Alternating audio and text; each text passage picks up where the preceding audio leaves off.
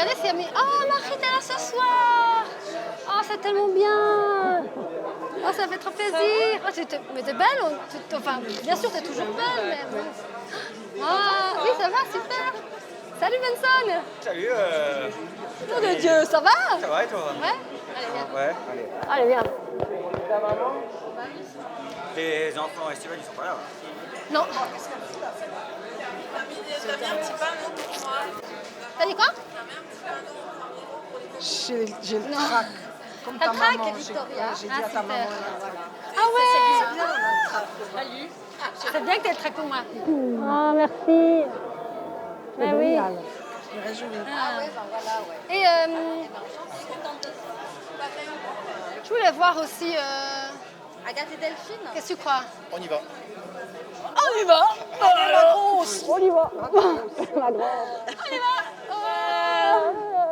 Agathe, il y a Agathe. Agathe, elle est- Agathe. Agathe, on y va. Merde. Allez, bonsoir Pascal, ça va? Bien, toi? Oui. Merci pour le billet. Bon, bah alors on y va. Plaisir. On verra qui c'est qui a la meilleure place. Vous se mettre où là? Pardon. Ah, c'est parce qu'il va ouvrir la porte. Tu prends pas là? Mais oui. Ah, waouh. C'est pour faire l'expérience avec vous, savoir ce que vous vivez et tout ça. Mais par contre, j'ai pas de billet. Je te prête le mien. Putain, ça aurait été tellement bien.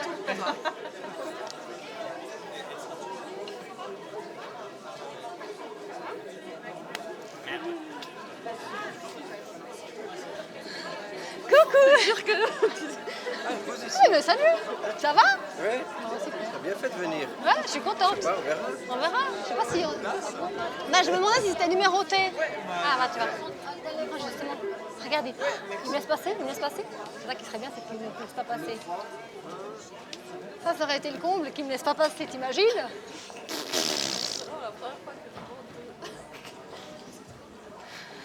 Ah, qu'est-ce qu'elle fout? Mais qu'est-ce qu'elle fiche celle-là? C'est ça, moi je choisissais. C'est quoi ta place, maman? Oh. Où ça? Bien sûr, c'est bien. Moi, je vais faire un peu des tests de place, tu vois, on sait jamais. Comme on entend, ou je sais pas. Bah, assez devant, je pense que c'est cool quand même. Tu vois, deuxième, troisième rang. Si, au premier, vas-y, au premier, à fond, fais-moi plaisir. Moi, j'adore. Là, hé, bonjour, ça va? Super. Il y a des petites places de libre. Après, moi, je vais me rester. Je vais me faire coincer si je reste là-bas. Attends. Oui, alors vas-y, mettez-vous là. Boum. Eh, bébé. Salut. Je fais mon petit échauffement. Là, tu vois. Comme ça, je prends bien la température parce que là-bas, c'est un peu froid. Coucou. Ah, là-bas, il y a des... Salut, Mariana. Mariana. Ça va? Oui. Bravo, c'est cool d'être venue. Merci. Merci à toi. Trop bien. Alors, c'est... Salut. Mais salut. Ça va? Ouais, toi. Ouais, super. Salut. C'est bien. C'est bien, ils sont tous mis tout de suite en bas. Ouais. Je trouve ça méga cool. C'est libre ici, je peux venir? On vient... Il paraît que t'as un spectacle à faire. Ah bon? C'est vrai? Ah, super. Ben, j'aimerais bien. T'as pris combien de temps à peu près?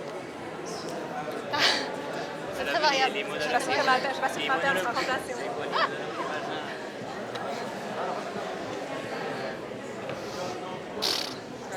C'est la première là. C'est la première. Hier, il y avait 5 personnes. Non, hier, si, hier, on fait des filages, si, on fait des générales, des trucs comme ça, pour se répéter.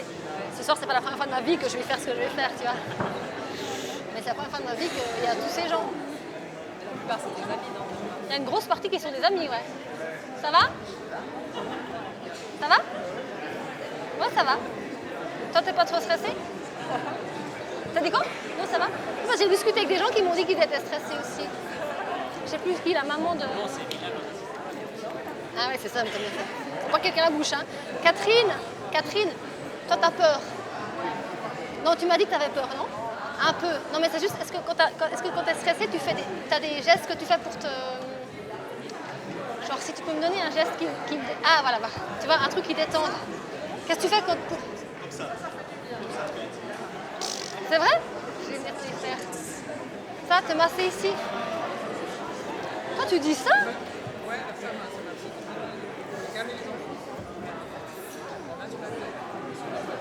Ah, pardon, je faisais le ventre. Ah, mais quoi, tu te mets à faire ça naturellement? Ah, c'est comme ça. Ouais, d'accord. Ok, c'est ça. Bien, toucher là. Un geste qui nous rassure, je disais. Si on est stressé. Maria, t'es stressée? T'es stressée, Maria? Ça sent bien parce que je connais les prénoms. Tout le monde ici, c'est bien. Maria, à gauche. Je suis nulle.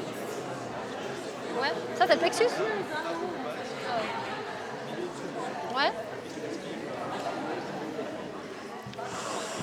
Après, je m'hyperventile. Ah, je veux faire descendre l'énergie. Hey, bonjour Georges. Ah, bah t'as bloqué. Il se réjouissait de pouvoir sortir et tu les as coincés. Bien joué. Non, c'est bien. T'as bien fait. Ah ouais, c'est bien fait. Oui? Ah, voilà. Ah, c'est lui à côté de toi? Ça va? Ça va? Joli veste, dis donc. Ouais, bah j'imagine.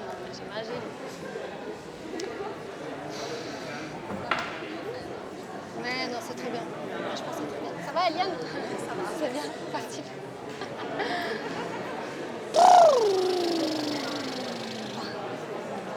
Ça, ceci, c'est un truc que je fais pour me déstresser un peu. Oui, c'est vrai. Si j'ai l'intention de parler à un moment donné plus fort, par exemple. Ah, non? T'apprécierais pas?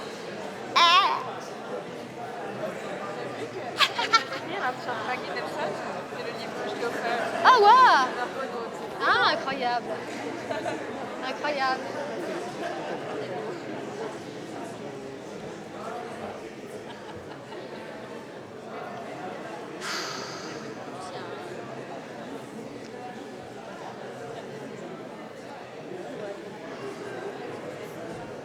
J'attends un peu, ouais, c'est ça?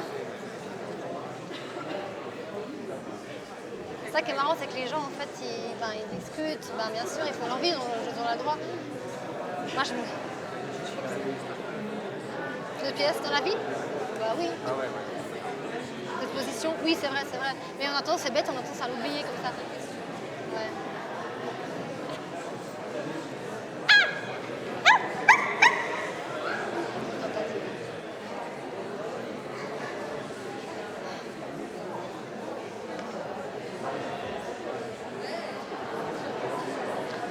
Oh. Bon. J'ai les boules, je te dis. Bon, je vais pas réussir à les atteindre. J'ai un peu peur, mais bon, vous allez l'air assez détendu, je vais y aller, quoi. Non, mais je dis ça, tu vois. Soyez au courant. Ouais.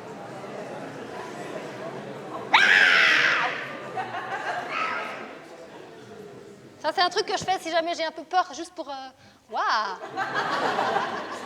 Ça calme aussi les autres. En général, c'est pour me détendre ou parce que c'est vrai que je suis un peu stressée. J'ai un peu les boules, j'avoue. Enfin, les ovaires, mais ça va. Enfin, bref. Voilà. Coucou. Alors. Bon, bah alors, vous êtes venus ce soir, nombreux et nombreuses. Vous êtes très, très jolis, je trouve. C'est très appréciable de vous regarder. Ça change beaucoup par rapport à d'habitude. Bon. Et je suis contente parce que, voilà, j'imagine que vous êtes venus voir quelque chose qui va bientôt commencer, hein, qui s'appelle Denise. Joli prénom, Denise. Qui est encore un peu flou, je pense, pour le moment, pour vous. Normal. Eh bien, c'est formidable. C'est formidable, vous êtes idéal pour moi, en fait, parce que vous ne savez pas très bien ce qui va vous arriver, hein, maintenant.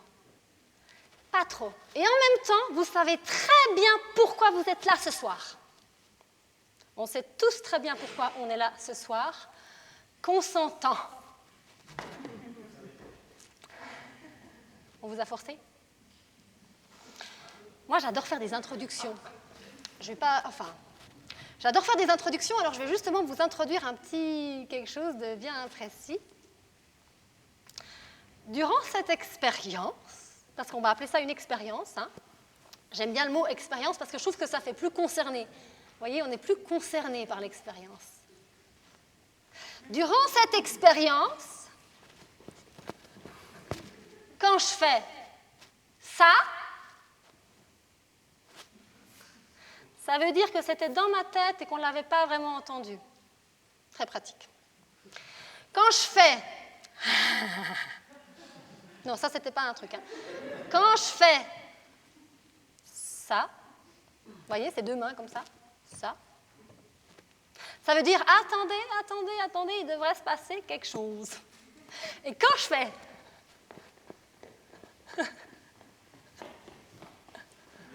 ça veut dire ça, vous... Et bon, alors, je voulais vous dire aussi, si jamais vous avez peur, vous trouvez que c'est étrange, vous êtes inquiet, c'est normal. OK? Vous êtes normaux. Tout est possible hein, à partir de maintenant, mais il ne devrait rien vous arriver de grave. Voilà. Et ça me fait plaisir que vous rigoliez déjà un petit peu, parce que j'aimerais beaucoup vous faire rire durant cette expérience, mais... il se trouve que ce n'est pas tellement mon point fort. On en parlait tout à l'heure, moi, je n'ai pas le truc du rythme, tu vois, les blagues, je suis nulle. En fait, les chutes, je me marre avant la fin, donc c'est foireux. Donc, j'ai laissé tomber l'idée de faire un stand-up. Hein. Ça, c'est pas un stand-up. Vous n'êtes pas venu voir un stand-up. Mais, j'ai quand même un atout, c'est que j'aime rire, et que rire, c'est contagieux. Voilà. Pendant Covid, ma mère m'avait envoyé une vidéo. Pendant Covid... Ah oui, moi j'enlève le déterminant de Covid en fait. Le, la, enfin, je sais plus, ça m'évite les troubles. C'est un peu comme sur Doctissimo, vous savez. C'est pas votre bébé, le bébé, non, c'est bébé. Bébé dort, bébé pleure, bébé a faim. Ah. Ma mère, elle est là. Ma mère, elle m'avait envoyé une vidéo, tu t'en souviendras peut-être, une vidéo d'une Québécoise qui donnait une leçon de yoga du rire. Quelques rudiments à pratiquer comme ça, pour se faire du bien. Et donc, elle donnait un exercice où tu dois prendre ton oreillette imaginaire. Oui, pas encore super l'accent. Tu prends ton oreillette imaginaire et tu t'écoutes ton ami qui te raconte le meilleur joke du moment.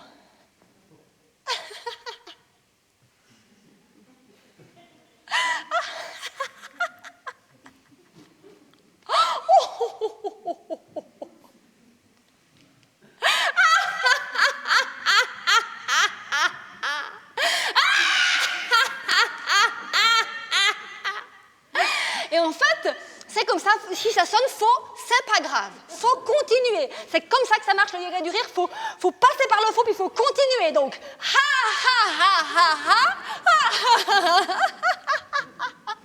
et après, ça se propage comme ça.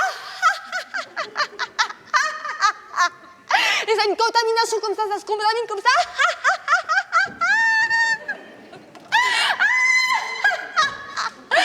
Oh, waouh, c'est fascinant la contagion quand même. Hein. Comment ça se propage et tout. Ah, comme ça, si vous êtes d'accord, peut-être en sortant, vous pourrez dire « Denise, j'ai ri ». Ça me rendrait service. Si c'est la seule chose que vous pouvez dire en sortant, ce serait pas mal.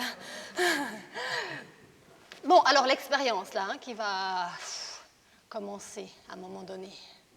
Moi, en fait, j'avais envie de faire une proposition, alors pas sur rien, mais à partir de pas grand-chose. Là, c'est moi qui parle. Hein. Je voulais partir du vide, d'un espace vide, de la menace de se le faire remplir. Bon, alors des fois, Enfin, on se croit vide et puis on est plein. Hein. Au début, c'était juste à l'intérieur de moi, comme ça, une idée.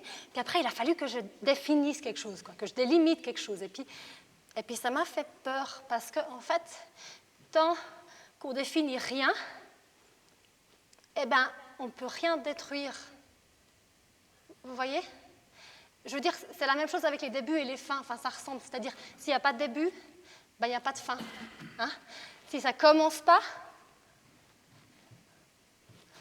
eh ben, ça ne peut pas finir. Si on ne le nomme pas, il n'existe pas. Abdé, il a compris. C'est vrai? Tout ce que vous entendez est vrai? Comme je suis vrai, et vous êtes vrai. Oui?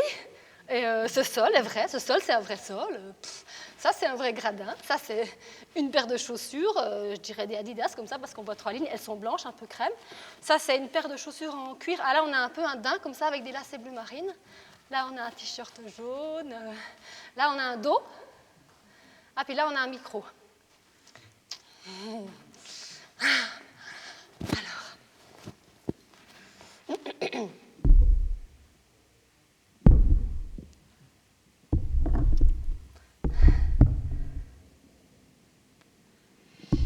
Attendez. C'est comment que je fais déjà ça?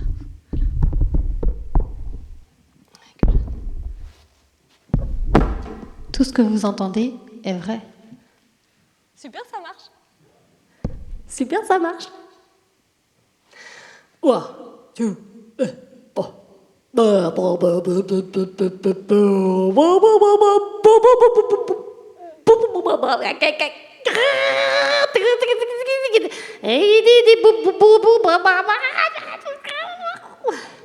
Il fonctionne très bien ce micro.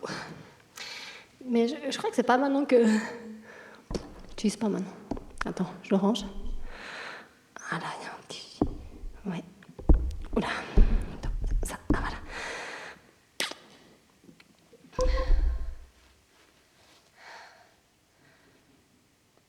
C'est quand ça s'arrêtera qu'on comprendra que ça avait commencé. Ah, si jamais, quand je fais ça, ça veut rien dire du tout.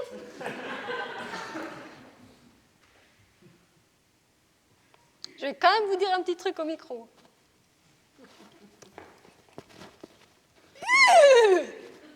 Je suis très fière de ma crinière. En fait, je vous propose qu'à partir de maintenant, on se dit que mon prénom, c'est Denise, comme un prénom d'emprunt. Alors, est-ce que ça a quelque chose à voir avec le titre du spectacle? Ça, je vous laisse un petit peu bosser. Hein? Ça veut surtout dire que si maintenant vous partez, enfin si ça vous arrive à un moment donné de sortir de cet espace, c'est possible que ça vous arrive, sait-on jamais. Ce serait bien que vous disiez je suis allée voir Denise. Denise, à un moment donné, elle est montée sur scène, elle a parlé dans un micro, elle a secoué ses cheveux. Denise, elle a raconté à un moment donné que quand elle était petite avec son oncle, blablabla. Bla bla. Enfin, tout ça, ça appartient à Denise, quoi. C'est pour dire ça, ok? Ça, c'est un doigt qui se touche la bouche. Ça, c'est des mains qui se croisent et un petit peu d'hésitation. Il y a de la digestion, je sens qu'il y a de la digestion, autant émotionnelle que physique. Hein. Ça, c'est une main qui se touche la joue aussi, peut-être pour se rassurer. Il y a des gestes comme ça qui existent. Ça, c'est une personne qui marche tranquillement, comme ça. Comme si elle avait tout le temps. Ah, elle a vu des escaliers. C'est une personne qui monte des escaliers. Voilà. Ça, c'est des escaliers, du coup, en dessous de cette personne, hein, qui font un certain bruit. On comprend qu'ils sont en bois. Ça, c'est des escaliers en bois. Ça, c'est une sortie sombre.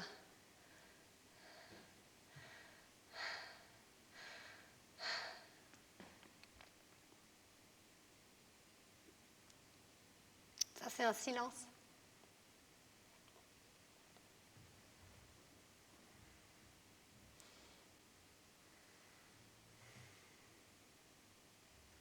Là, il y en a eu un autre petit, une succession de silences comme ça. Vous avez vu, les silences, ça met en valeur les autres choses. Hein. On peut entendre les petits bruits comme ça. Il y a ceux qu'on identifie. Il y a ceux qu'on ne comprend pas vraiment.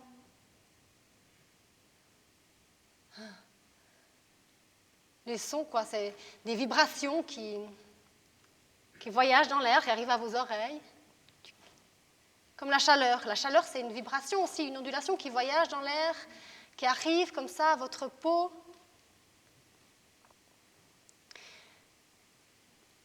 Vous sentez peut-être la chaleur de votre voisin, là, ou votre voisine. C'est pas désagréable, presque imperceptible. Vous sentez l'énergie des gens autour de vous. Vous pouvez sentir ces présences proches de vous, sans les regarder, sans les voir, mais qui sont là.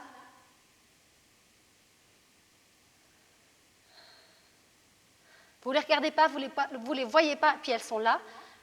Et il y en a des différentes, et parmi elles, les invisibles. Vous sentez? Les invisibles. Moi, je les appelle. Ce sont les êtres discrets, les invisibles. Ce sont aussi des traces, ou alors c'est des empreintes du temps.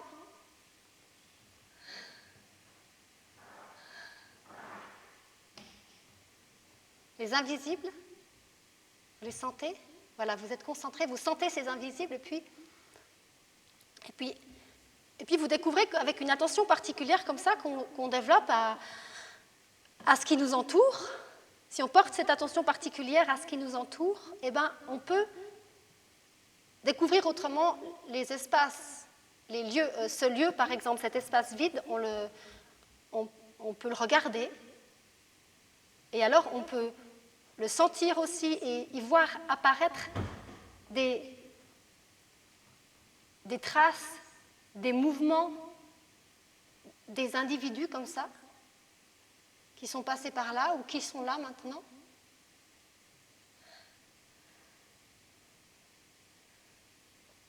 Et alors, si vraiment on accepte de simplement se laisser faire,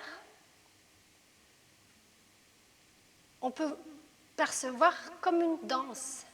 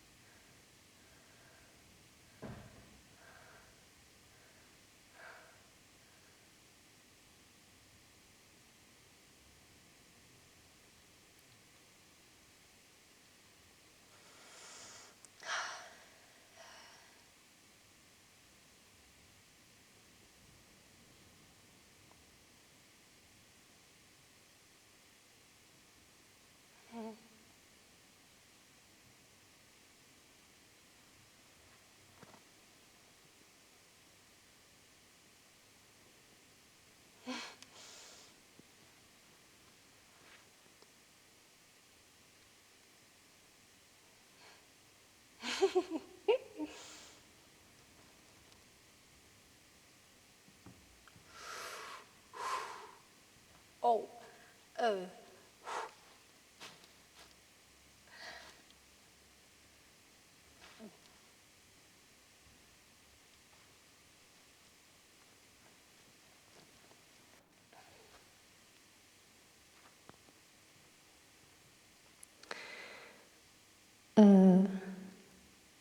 Moi, quand j'étais petite, j'habitais à la campagne. On ne fermait jamais à clé. J'ai jamais eu les clés de chez moi. Là, c'est moi qui vous parle. Hein. Enfin, je crois qu'on fermait quand on partait en vacances. Je crois. Et puis après, j'ai déménagé dans des villes plus ou moins grandes où j'étais obligée de fermer parce que les portes, enfin d'avoir une clé sur moi parce que les portes, elles se fermaient toutes seules en bas. Donc voilà, j'avais une clé de chez moi dans ma poche et puis je fermais, quoi. Puis après, je suis revenue dans un endroit un peu plus tranquille. Alors je me suis dit, génial, ça y est, je peux à nouveau ne plus fermer à clé, ne plus même sortir avec mes clés, ne plus même y penser, j'adore. Donc voilà. J'habite un appartement, c'est cool, j'ai pas besoin de clé, tranquille, peinarde. Et puis, un soir, une amie, Max, me rend visite à la maison. Alors, on soupe, délicieux, un peu trop. Tu veux quelque chose de bien?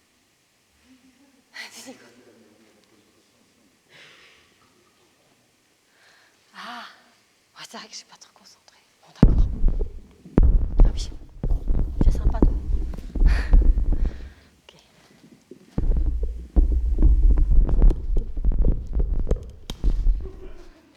Ouais, super. Non, je pense que c'est super. Oui, super, c'est vrai que c'est beaucoup plus confortable. Merci. Non, mais c'est sympa.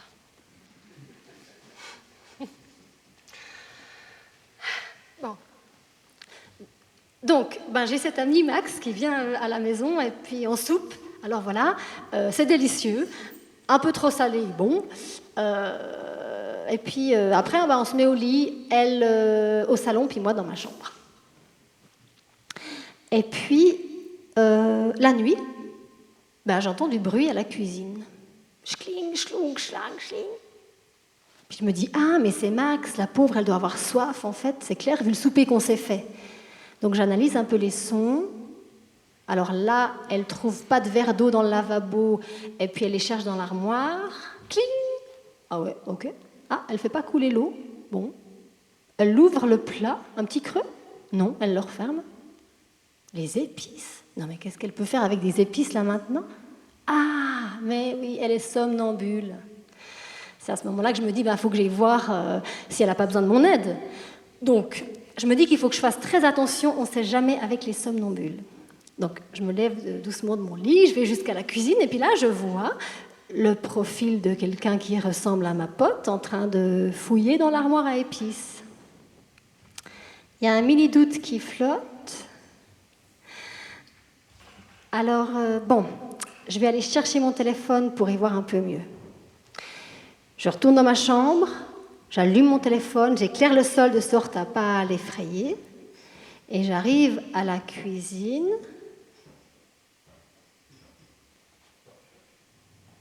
Tu reviens?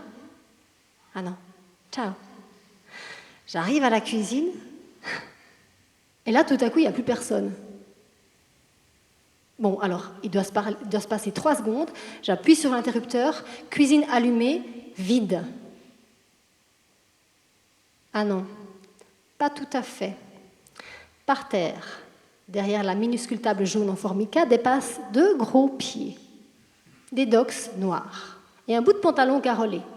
Alors là, il n'y a plus de doute, donc je dis « je vous ai vu, hein ?» Alors, cette personne, qui n'est pas Max, se lève, titubante, et je découvre un visage inconnu. Il porte une magnifique polaire bleue avec des chevaux qui courent dans le vent. J'avoue, ça me détend tout de suite. Je me dis que je pourrais porter la même. Et il me dit mais j'ai pas un copain qui dort là. Il m'a dit qu'il dormait là. Ben non, t'as pas un copain qui dort là, non. Comment tu t'appelles? Alors là, il baisse un peu les yeux vers le sol, il se touche les mains, intimidé, et il sourit. Nolan, et toi? Alors moi, je dis moi aussi. Je sais pas pourquoi, ça sort comme ça. Et puis après, je lui dis, il va falloir sortir maintenant. Ouais, alors c'est où la gare? Non, mais c'est 3h du matin, il n'y a plus de train. Non, mais j'ai un ami qui habite vers la gare. Alors je lui indique une direction avec mon bras, et puis je le raccompagne jusqu'à la sortie. Il descend les escaliers maladroitement en me remerciant. Moi, je ferme la porte, et puis je ferme ma clé. Dommage. Je vais voir si Max dort. Max dort. Tout ce que vous entendez est vrai. C'est vrai. Tout ce que vous entendez est vrai. C'est vrai. Ça, c'est une polaire verte. Ça, c'est une paire de chaussures blanches et noires, des campeurs qui vont un peu sous la pluie. Ça, c'est l'intérieur de quelque chose. Et nous y sommes, à l'intérieur. C'est comme l'intérieur d'une grande malle qui pourrait cacher quelqu'un.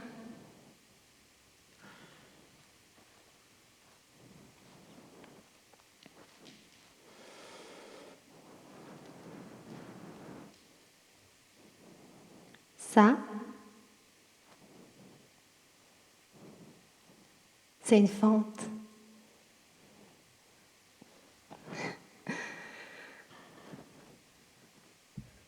Ça, c'est une valise. Ça, c'est quoi? Mais qui c'est qui m'a laissé ça ici? C'est Didier? Oh, et ça, oh waouh, c'est pour moi. Mais on m'avait pas prévenu qu'il y avait... Oh, trop bien. Si j'avais su, j'aurais pris ça après. Attends. Ah waouh, je peux prendre? Je peux prendre ça? Ah merci, trop cool. J'avais trop faim. Oui. T'as de là depuis longtemps ou bien? Non, parce que... un côté, c'est aussi sympa, mais comme tu veux. Tu crois qu'ils comprennent quelque chose, là, de l'autre côté? Mais ils sont tous complètement paumés. Non, je sais pas, hein. Faut que je renvoie plus de signes, c'est ça? Ah, pas facile, parce que toi, je fais avec les moyens du bord, quoi. Donc, maintenant, je suis un peu limitée. Attends, je vois juste un peu. Ah.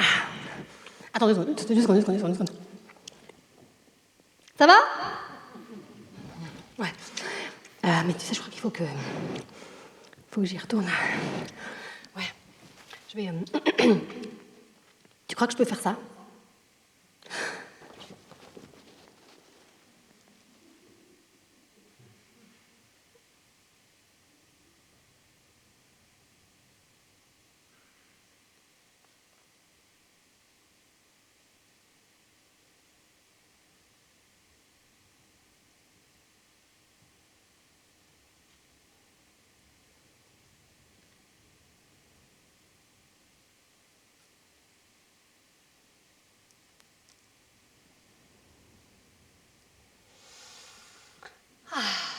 Je crois que je vais faire une petite introduction. Pour le plaisir. Vous savez, pour cette expérience-là, en fait, il a bien fallu à un moment donné que je raconte quelque chose d'à peu près précis à un programmateur, une programmatrice pour qu'il me programme, quoi. Voilà. Vous imaginez la complexité de la chose. Et, ouais. Et du coup, et puis aussi, parce qu'après, ça leur est utile, parce qu'après, eux, ils peuvent aussi vous en parler et puis vous faire venir, quoi. Toujours un peu ce truc. Donc, moi, j'ai reçu au mois d'avril le premier texte de présentation de Denise qui disait au public ce que ça allait être. Alors, ça tombait bien. Je n'étais pas tout à fait au clair sur ce que j'allais faire. Alors, j'ai reçu ce texte qui disait que j'allais parler d'une vérité interdite et que ça allait être bouleversant.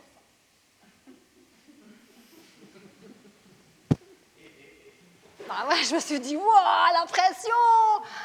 Mais ok, non? Je me décourage pas, j'y vais. Je vais le faire.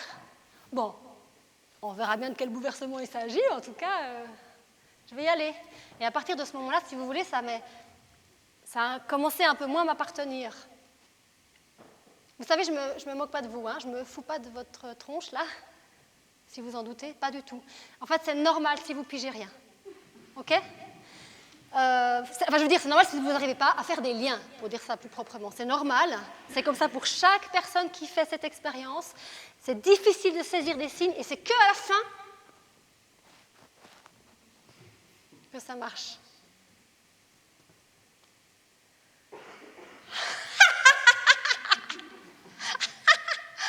Je me ferais bien les cheveux bleus, moi.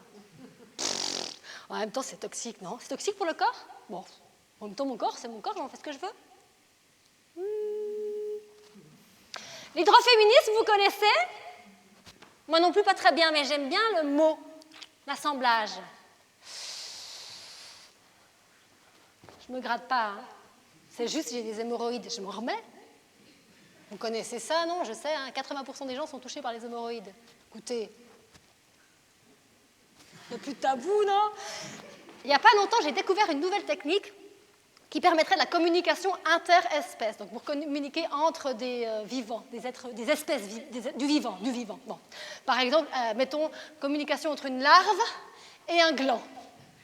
Intéressant quand même. Communication entre une larve et un cheval. Communication entre une larve et un être humain, parce qu'il faut bien qu'on ait un des deux qui connaisse la technique. Oui, bien sûr. Moi, je me disais, ça me dit bien de communiquer avec des larves. Il y en a peut-être par ici. Mais non, je ne vous traite pas de larves. C'est juste que vous en avez peut-être dans vos colons. Ah, mes petits colons. Non, attendez, les colons. Ah, c'est des aristocrates, ça, non? Ah. Gomme. Bon. Cette technique, on va la faire. On va essayer. Vous avez peur un peu, hein? Tout va bien se passer. Alors, cette technique, j'ai besoin que quelqu'un me donne un mot. Ah, attendez. Chapelle, escalier. Tranché. Bon, allez, chapelle. Ne le prenez pas mal. Est-ce que par hasard, quelqu'un n'aurait pas un stylo et une feuille dans la salle? Vous, madame? Génial. Quelle chance! Oui. Magnifique. Un gros stylo, comme ça, on verra bien. Alors, on était à quoi? Escalier, vous avez dit? C'était ça? Bon. Alors, je vais vous demander d'écrire le mot escalier au sommet de cette page. Enfin, en haut, quoi. Le sommet, c'est pas tout à fait ça. Précision, quand même. Ouh. Escalier. Très, très important. Merci beaucoup. Je fiche vos stylos par là, vous le récupérez après. Hein. Voilà. Escalier. Donc, la technique, c'est très simple. Cette feuille, c'est ma partition, en fait. Et sur cette partition est écrite la chanson Escalier qui existe depuis toujours. OK?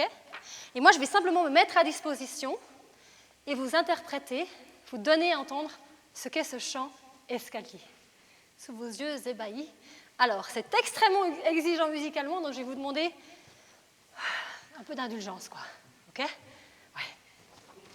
Je prends le micro parce que je trouve que ça aide toujours un peu avec la contenance. Attendez. Attendez, qu'est-ce que je fais? Voilà.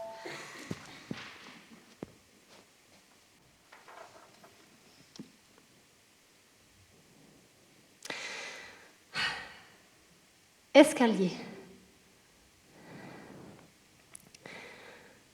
Est-ce qu'il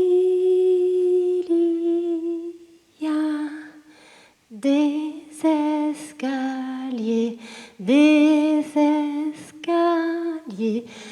Oui, il y a des escaliers, des escaliers ici, ici, ici, ici. Est-ce qu'il y en a aussi ailleurs? Est-ce qu'il y en a aussi là-bas? Sans doute, sans doute. Et n'oublions jamais qu'il y a aussi et toujours les escaliers qui sont invisibles et qui amènent où on veut. Les escaliers qui sont invisibles et qui nous amènent où on veut.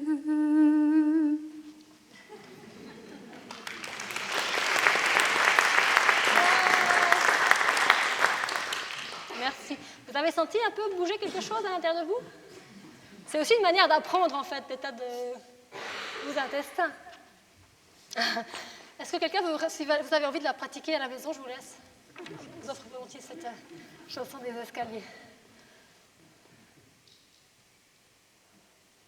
Oui? Oui, je suis sur le bateau, ouais. 2 minutes, hein? 2 minutes. Oui. Quoi? Tu dis quoi? 2 secondes, hein, je ne vais pas faire très long, mais juste. Mais l'arrête! Non! Ouais, c'est clair. Attends. Ouais, attends. 2 secondes. Ouais, c'est là, t'es là. Ah, ouais, non, attends. Oui, mais tu sais, enfin bon, voilà. On était là avec les zombies. Ouais. Ouais.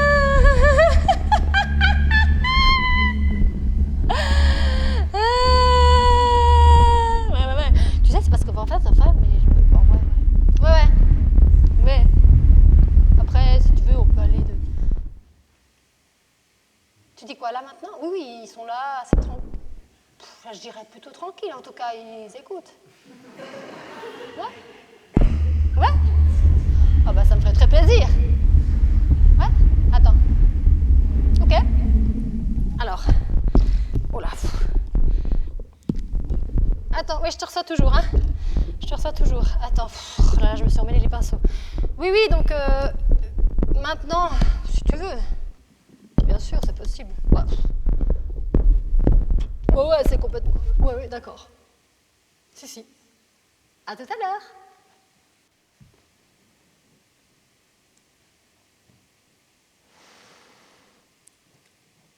Pour plein de raisons qu'on pourra aborder plus tard, je prends une faible dose de testostérone. Pas dans l'idée de devenir un homme, hein, du tout, mais pour voir ce que ça fait à mon corps, quoi, pour explorer. Aussi, voir si ça me change, ma force, ma présence aussi. Et puis peut-être que ça arrêtera mes règles, ce serait pas mal. Et puis il y a aussi quelque chose avec mon corps.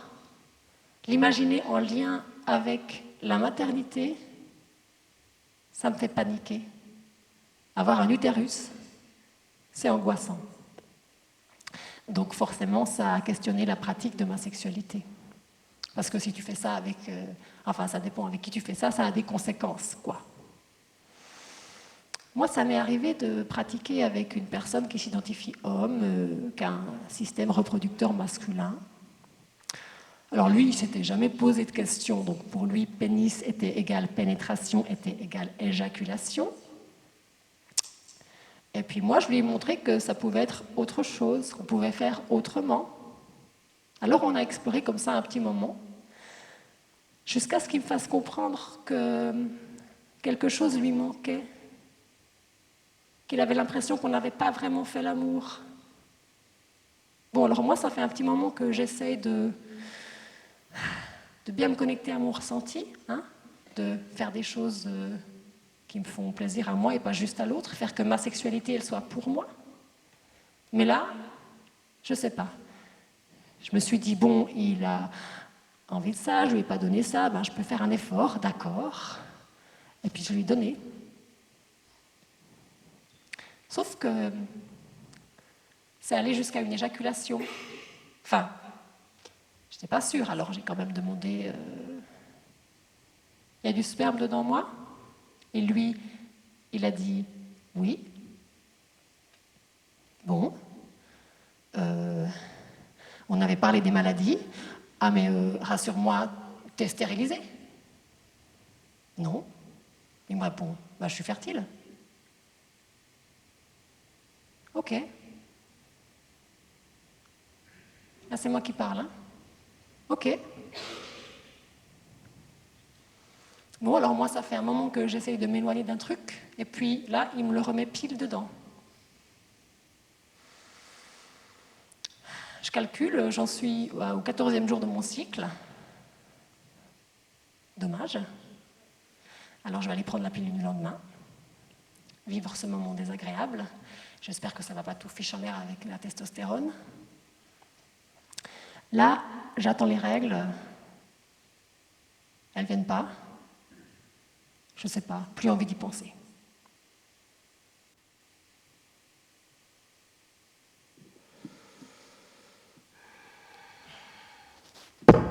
Tout ce que vous entendez est vrai. Ça, c'est un accident.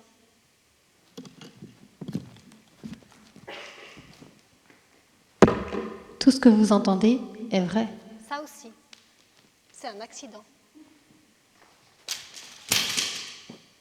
Ça, on n'est plus sûr, hein, tout à coup. Ça, c'est un corps couché sur le sol.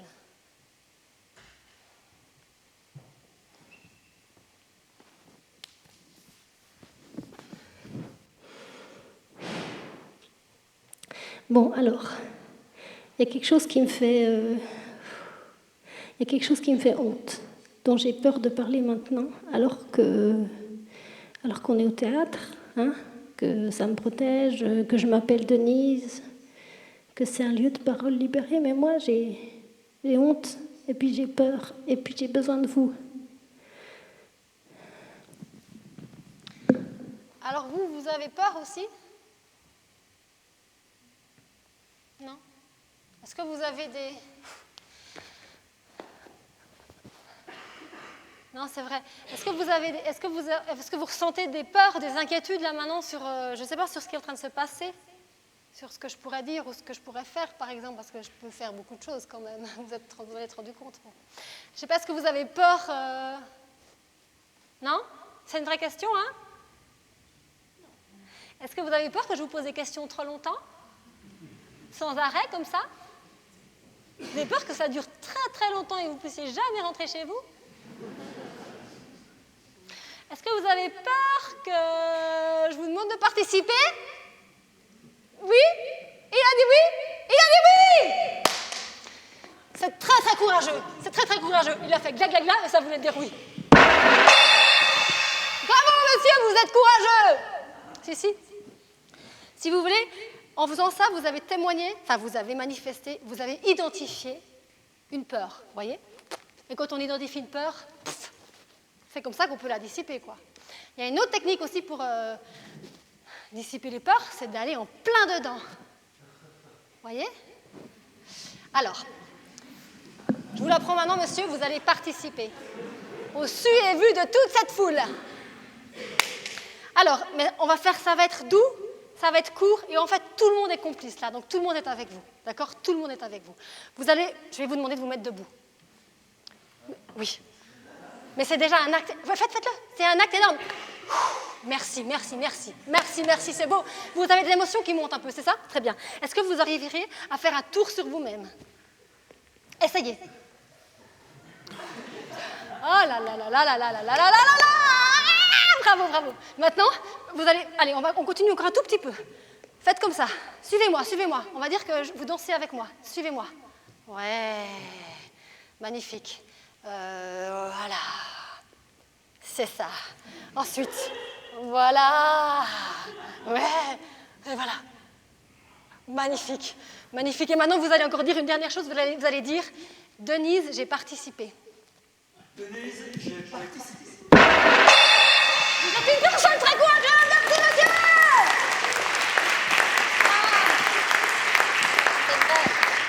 C'est génial de l'applaudir, merci. En fait, c'est vraiment magnifique ce que vous venez de faire parce que, si vous voulez, moi, j'arrive pas... En fait, j'ai besoin de vous pour j'ai besoin de vous pour faire ce que je dois faire après. C'est à mon tour maintenant de vous dire ce qui me fait peur, quoi. Mais j'arrive pas à le faire si vous faites pas ce que vous avez fait parce que sinon, je me sens trop seule et puis aussi, je me sens trop seule et être ridicule, si vous voulez. Donc là, au moins, on est deux. Non, c'est vrai, merci. Donc voilà, c'est le moment pour moi de vous dire ce qui me fait peur, ce dont j'ai honte de parler ici, là, maintenant. J'ai même honte d'avoir honte. C'est malin. Et... mais j'arrive pas à... Bon, si vous voulez, en fait, j'ai même honte de ce que vous allez penser. Voilà. J'ai honte de ce que vous allez penser, de votre jugement sur moi. J'ai honte de ça, mais de toute façon, je la connais très bien, cette honte, si vous voulez, j'ai déjà vécu, parce que je l'ai découverte la première fois où j'ai parlé à un programmateur, puis j'ai dit que je voudrais, entre autres, parler de ça. Alors lui, il m'a répondu, mais attends, toi, tu viens d'avoir un enfant. Ben ouais, c'est ça. En fait, c'est la maternité. En fait, j'ai honte de parler de maternité au théâtre. Et j'ai honte d'avoir honte de parler de maternité au théâtre. Parce qu'on m'a répondu ça. Parce que je me suis sentie tellement réduite, tellement bête, comme si c'était vraiment nul de parler de maternité au théâtre, secondaire, inintéressant, limite embarrassant parce qu'un peu nombriliste. Et j'y ai cru, un moment. Et j'ai eu honte d'avoir eu cette idée. Ben non, parce que je suis une artiste, en fait, si vous voulez. Moi, il faut que je parle de sujets prenants, pas de sujets qui m'empêchent d'être une artiste. Vous entendez que ça bug un peu quand même? Vous savez, j'ai mis tellement de temps à réussir à dire ce que je dis là. J'ai mis tellement de temps à le comprendre, à être capable de le nommer. J'ai mis tellement de temps à écrire ce passage dans mon texte là.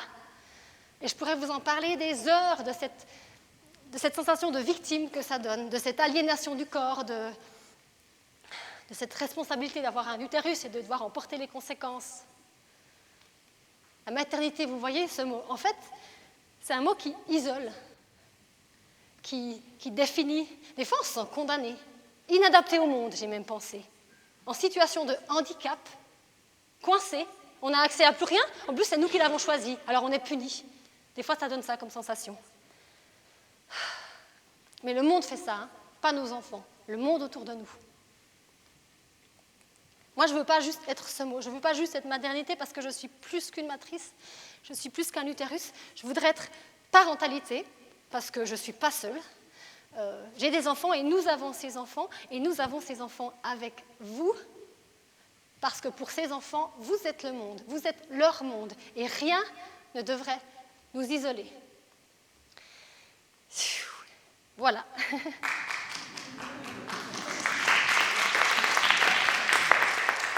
J'ai mes copines maman qui chialent. Ah, merci. Merci de me permettre de vivre ça avec vous. Je ne voudrais pas plomber l'ambiance, hein, ce n'est pas du tout le but. Si on peut plutôt se marrer, ça me fait plaisir. Mais bon, est-ce que vous êtes d'accord de dire que je suis une personne courageuse? Merci.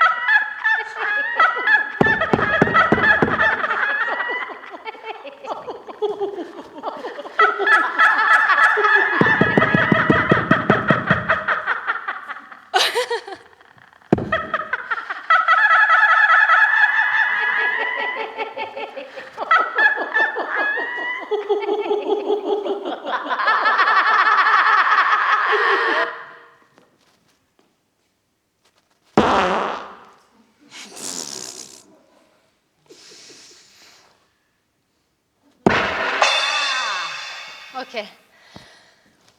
Allez, maintenant c'est le moment où on passe à la suite. Alors, est-ce que vous avez des gourdes? C'est à peu près comme les hémorroïdes, je pense qu'il devrait y avoir 80% de la salle qui a des gourdes. Donc, sortez vos gourdes maintenant, s'il vous plaît. Tout le monde, vous n'avez pas de gourdes? Bon, ben, je vais vous aider. Vous allez sortir vos gourdes, hein, et on va se partager, d'accord? Parce que je pense qu'il y a assez d'eau pour tout le monde, il faut juste bien partager. Voilà. On a de l'eau, et maintenant, ce qu'on va faire simplement, c'est qu'on va tous, ensemble, s'unir dans un acte qui nous relie tous, dans un geste qui nous relie tous et toutes, dans une sensation qu'on a tous et toutes connue parce qu'on est tous et toutes liés à la maternité. Et oui, parce qu'on est tous et toutes nés. Donc maintenant, on va tous et toutes se mouiller le visage. Voilà, donc vous prenez vos gourdes et vous y allez. Je vous donne un peu. Prenez un peu d'eau. Choisissez les plats peaux parce que la sensation est bien sûr beaucoup plus claire. Je veux dire, ouais, voilà. Et puis après, en plus, bah, vous allez... ça va sécher, enfin, ça mouille pas vos habits, quoi. Alors, on y va. Je vous distribue de l'eau. Faites passer l'eau. Ouvrez votre gourde. Allô? Ah, voilà. Trop tard. On y va, on y va, on y va. Attention, parce que... Un peu d'eau sur vos mains. Mouillez vos visages. Voilà. Voilà. Faites passer, faites passer, faites passer. Personne n'a de gourde à cet âge, mais enfin... J'en reviens pas, vous venez au théâtre sans gourde. Voilà. On y va. On y va. C'est bien. Attention, là-bas. Préparez-vous. Voilà. Voilà. Tout le monde un peu. C'est important. C'est important, hein. On s'imprègne bien de la sensation. On se mouille tous. Tout le monde doit recevoir au moins une goutte. Alors, si vous pleurez, c'est très bien, ça marche aussi. Hein. Vous étalez les larmes. Si vous avez, je sais pas, vos règles, bon, ça c'est un peu plus gênant, des sécrétions vaginales, le rhume, ça marche très bien. Tout ce qui est liquide. Vous y allez avec le liquide. Vous vous mouillez. Voilà. Voilà. Allez. Voilà. Attendez. Magnifique. C'est ça. Alors... Tout le monde est mouillé maintenant, vous voyez? Une goutte, même une goutte, ça compte. Tout le monde est mouillé. Et maintenant, vous imaginez une goutte, c'est un océan. OK? Une goutte, c'est un océan. Voilà. Et vous êtes complètement imprégné par cette eau. Vous êtes complètement imprégné par cette humidité. Voilà, c'est ça. Et maintenant, tout doucement, vous allez vous laisser aller, vous allez glisser. Ouais. Dans cette sensation d'humidité. Vous allez glisser. Et c'est le moment où vous pouvez fermer les yeux si vous voulez. Voilà. Hein? Vous glissez. Et puis, vous laissez la sensation comme ça. Vous submergez. Vous glissez dans les profondeurs aqueuses. C'est ça, voilà, c'est bien. Vous avez cette sensation d'humidité, vous retrouvez cette sensation d'humidité. Vous êtes dans les profondeurs, dans cette bulle comme ça. Vous êtes bien, c'est confortable. Vous vous rendez disponible. Maintenant, c'est important. Vous vous rendez disponible à ce qui va arriver. Voilà. Vous vous mettez confortable. Cherchez bien une situation confortable, une posture confortable. Voilà. Et puis, voilà, vous vous abandonnez. Et puis, maintenant, écoutez. Ouais, écoutez ce que vous ressentez.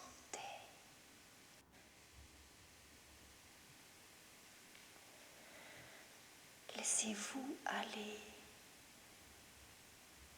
à observer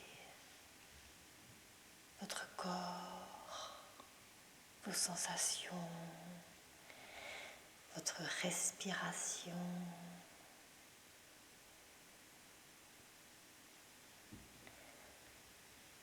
Les micro-mouvements de vos mains, de vos pieds, de votre colonne vertébrale. Respirez. Inspirez. Expirez. Encore. Vous percevez ces sons. Votre corps est traversé par ces sons. Vous entrez en vibration avec ces sons. C'est dense et ample. C'est fluide et mouillé. Rappelez-vous, vous êtes tout mouillé. Vulnérable, visqueux, telle une petite larve. Vous devenez une petite larve, incognito, que personne ne voit. Passagère clandestine, une petite larve, toute perdue. Vous ne savez rien. Vous êtes une larve dans un fruit mûr, chaud et juteux. Personne ne vous perçoit et vous percevez ce son de mieux en mieux. Ce son qui semble chercher à communiquer avec vous. Vous communiquez quelque chose. C'est encore un peu loin, mais ça s'approche de vous, petite larve clandestine. Oui, ça vous est adressé, petite larve.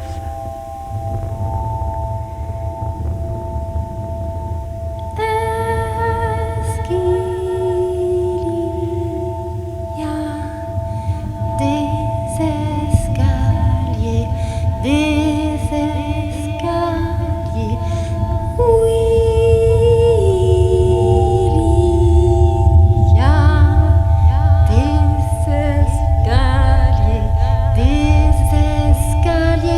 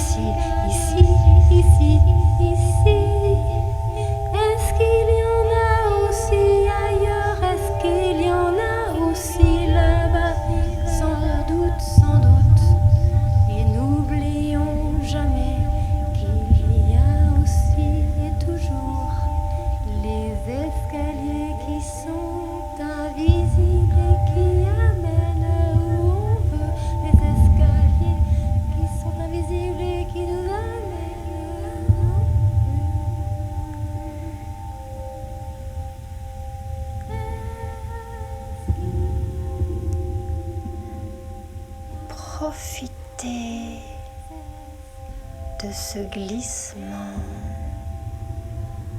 Laissez le temps se dilater. Abandonnez-vous à cette dislocation de votre présence, cette disparition, ce secret.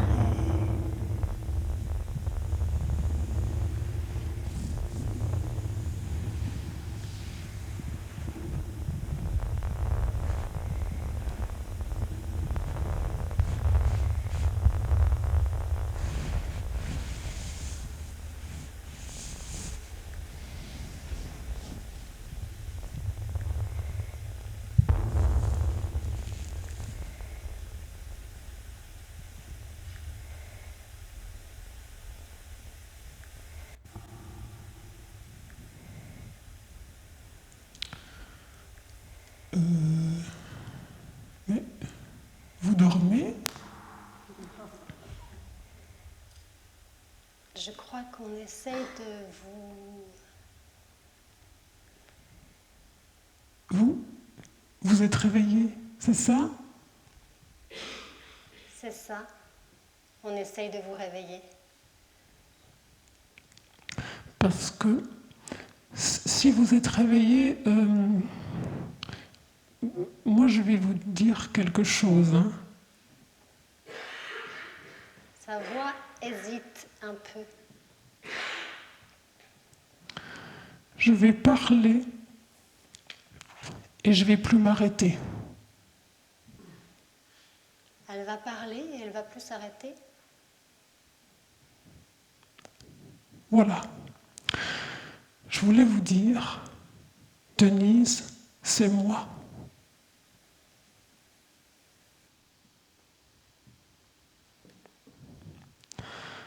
Je pensais commencer par une introduction, mais j'y renonce là, même si j'aime beaucoup les introductions.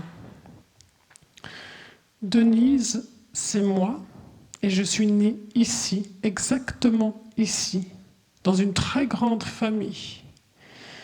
Grande, pas au sens de nombreuse, hein, mais au sens de riche, de durablement riche, de riche depuis plusieurs générations. C'est vrai ce que je vous dis. Là, c'est moi qui parle. Je m'appelle Denise et je suis issue d'une des plus grandes familles d'ici. Une de ces familles où certains hommes, par exemple mon père, épousent leur secrétaire, par exemple ma mère, après les avoir engrossés, et où d'autres hommes, par exemple un certain Stanislas, ont très tôt l'assurance d'être mariés à, je ne sais pas, leur voisine, ou pire, leur cousine, issue comme eux d'une famille durablement riche. Je sais que ça peut surprendre. Pourtant, tout ce que vous entendez est vrai. Je suis issu de ce monde qui se désigne lui-même comme le monde et dans lequel s'entrecroisent la haute bourgeoisie et la basse aristocratie. Moi, c'était la haute bourgeoisie, ce certain Stanislas, la basse aristocratie. Stanislas de quelque chose. Et mon père qui ne voulait pas que je devienne comme sa femme, c'est-à-dire comme ma mère, une secrétaire engrossée, mais plutôt une Denise de quelque chose, s'était arrangé avec les voisins pour qu'à 20 ans, j'épouse leur premier-né. Oui, c'est ce qu'en dehors de ce monde qui a été le mien, on appelle avec une pointe d'effroi un mariage arrangé. Mais ça ne veut pas dire que j'ai vécu un culte cloîtré, coupé du monde. Non, pas du tout. Moi qui vous parle, j'ai reçu une excellente éducation. J'ai par exemple quelques rudiments de grec ancien. Je connais la scansion tam, ta, tam, ta, tam, tam. Et puis, Personne ne m'a jamais dit qu'il me fallait demeurer pur jusqu'à l'autel. Non, non, non. Les mariages arrangés n'ont strictement rien à voir avec la chasteté. Ce que vous devez comprendre, c'est que dans une famille comme la mienne, il y a comme une discordance entre l'intérieur et l'extérieur. Dehors, je vivais comme vous. Enfin, vous, précisément, je ne sais pas comment vous vivez. Mais enfin, dehors, je vivais comme les gens du dehors. Mais dans la maison, en famille, il y avait des usages que vous, au dehors, vous avez de la peine à comprendre. Par exemple, est-ce que vous comprenez quand je vous dis que je n'ai jamais vécu avec mes parents ? Mon père possédait toute la rue, alors mes parents dormaient dans une autre maison, un peu plus haut, un autre numéro. Et moi, je vivais ici, jusqu'à ma disparition, ou plutôt, plus qu'après j'ai réapparu, jusqu'à mon éclipse, j'ai vécu ici. D'abord avec ce que mes parents appelaient du personnel de maison, et puis après, à la fin de l'adolescence, toute seule.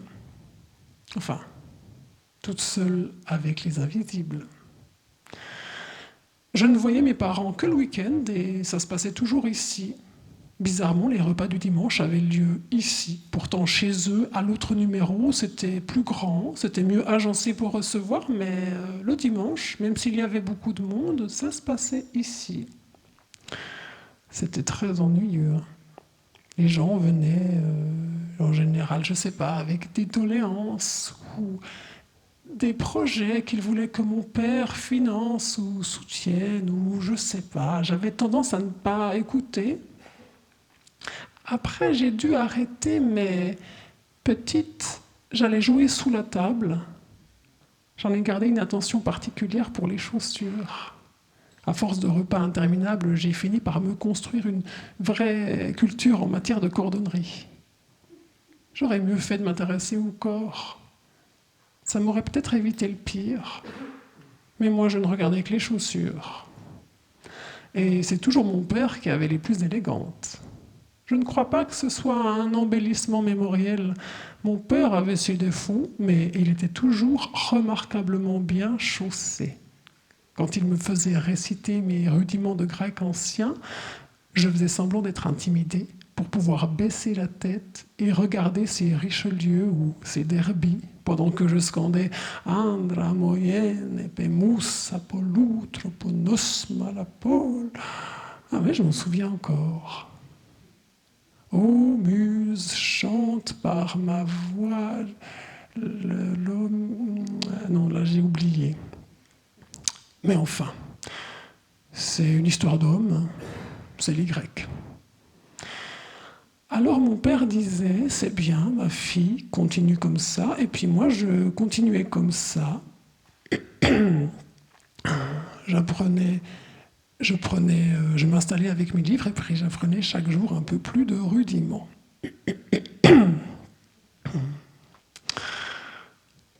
À l'intérieur, dans le cercle familial, j'étais, selon l'usage, une jeune fille sage. Mais dehors, j'étais comme vous, j'allais au plan et on jouait au billard norvégien. Vous connaissez le billard norvégien ? C'est un peu comme le billard normal, mais en plus... Et c'était moi la meilleure. Pas une des meilleures, hein, la meilleure. Autant le billard normal, j'ai toujours été nul, autant le norvégien, personne ne me battait. Ils savaient tous d'où je venais, mais quand je leur niquais leur race au billard norvégien, ils fermaient bien leur claque-merde. Et là, c'est moi qui parle, hein, comme au plan. Au plan, c'était pas de quelque chose, non, c'était des Perret, des Roduit, des Pereira. Et moi, je leur niquais leur race au billard norvégien et je leur roulais des pelles aux toilettes. Parce qu'en plus, j'étais une fille très courageuse. Je le suis encore, hein. Je le suis, j'ai toujours été une fille très courageuse. Ouais. J'ai jamais eu froid aux yeux. Mais bon, j'embrassais pas n'importe qui. Le grand Mermet, par exemple, j'ai jamais voulu lui rouler une pelle. Mais je pouvais choisir. vu que je gagnais. Alors je choisissais une fille, un garçon. À l'époque, j'aimais encore bien les deux. Mais en fait, ce que je préférais, ce que j'ai toujours préféré, et au fond, je crois, ce que je préfère encore, c'est les invisibles. Je les ai connus très tôt, les invisibles. J'ai pas eu à les apprivoiser, j'étais toute petite. Quand j'y repense aujourd'hui, je me dis que c'est quand même dingue. Depuis toute petite, je connais les invisibles. Quand il y en a un, je le sens tout de suite. Alors comment ça se fait que j'ai rien vu ? Les autres sur la place, c'est normal. Quand il y en a un, personne ne le remarque en général, sauf moi. Moi, justement, normalement, je me rends compte tout de suite. Alors là, comment ça se fait que j'ai rien vu ? J'aurais dû comprendre. Je connais leur langue, elle n'est pas faite de sons. C'est plutôt des ondulations qui voyagent dans l'air et qui arrivent à votre peau. Quand j'étais enfant, c'était comme des chatouilles. Et à l'adolescence, c'est devenu plus complet, aussi plus subtil. Bon, les invisibles, quand vous leur accordez l'attention qu'ils méritent, ça vous rassasie. Alors, le plan, c'était rigolo. Les filles, le garçon, les garçons, le bien norvégien. Mais si j'y montais pas pendant un mois entier, ça me manquait pas. Je pouvais même rester plusieurs jours sans sortir d'ici. Pour le soleil et la pluie, il y avait le jardin, et pour le reste, les invisibles et mes rudiments de grec. Tout ce dont j'avais besoin pour devenir adulte. Alors, j'ai vécu comme ça jusqu'à mes 20 ans, mais après, il y a eu Stanislas de quelque chose. Il faut vous dire que j'ai jamais eu les clés de chez moi.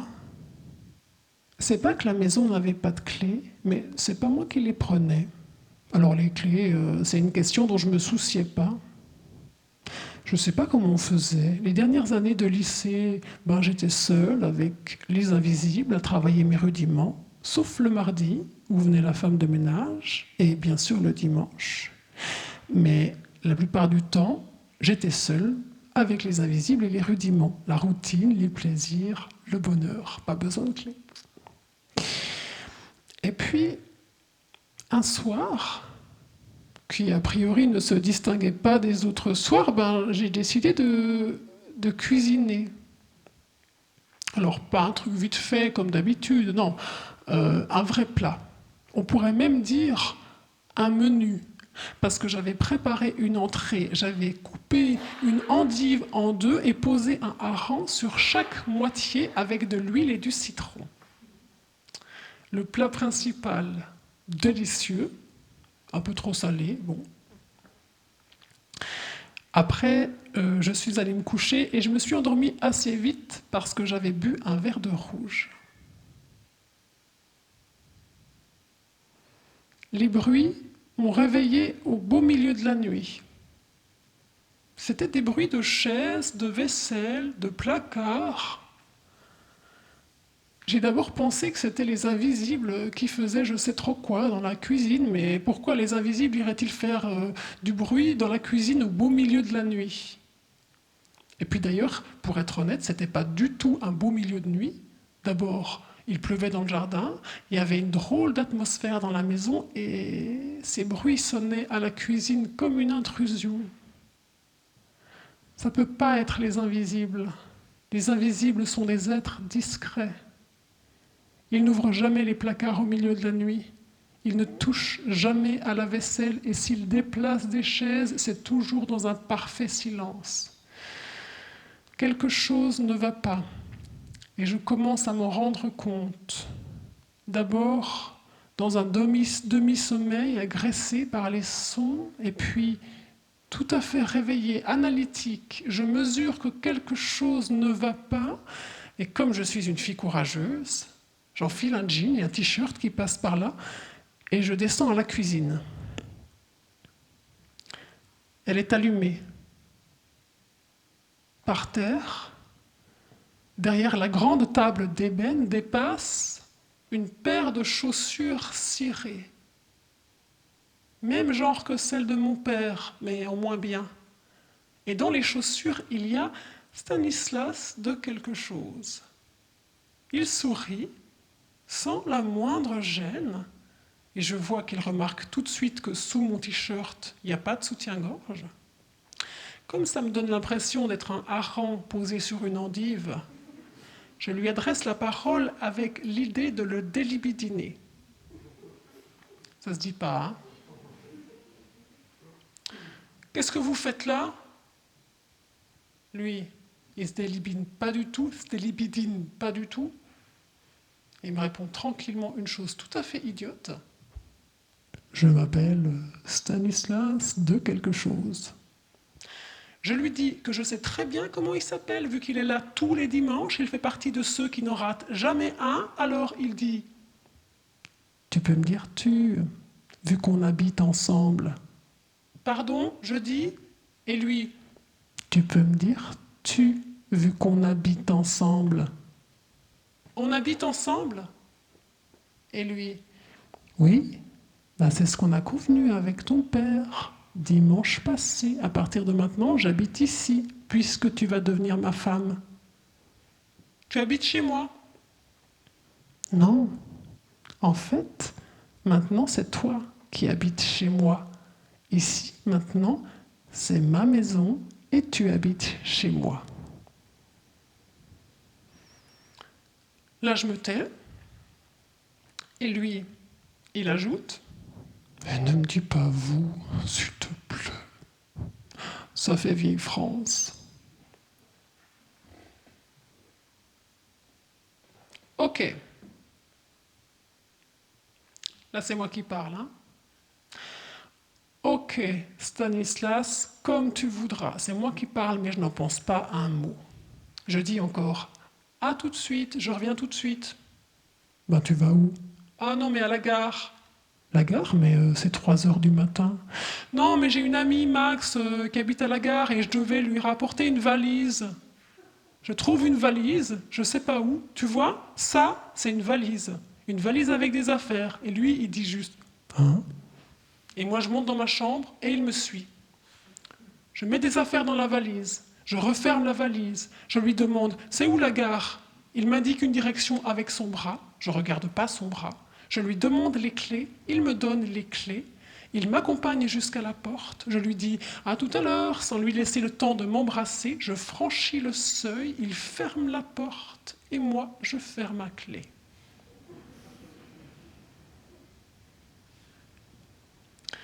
Bien sûr, Max n'existe pas. Je n'ai jamais eu d'ami qui s'appelle Max. Mais je vais quand même à la gare à 3 heures du matin. C'est vrai ce que je vous dis. Tout est vrai. J'arrive à la gare avec ma valise et sous la pluie. La ville disparaît dans la nuit parce que depuis l'été, pour faire des économies, les édiles ont décidé d'abandonner l'éclairage public. La gare est déserte. Je trouve quelque chose comme un placard, un local de maintenance, l'intérieur d'une grande malle qui peut cacher quelqu'un, et je m'y installe. Stanislas est enfermé chez moi, ou chez lui, plutôt.